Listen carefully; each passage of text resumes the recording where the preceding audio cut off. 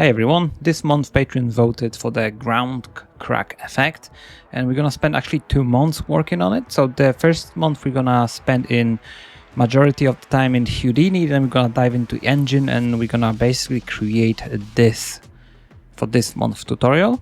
And in the second month we're gonna continue with this ground crack. We're gonna add a bunch of effects to it, some emissive, some sparks, and also to indicate there is something that actually breaks the ground.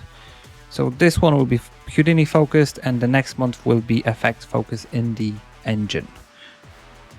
And here's the Unity version.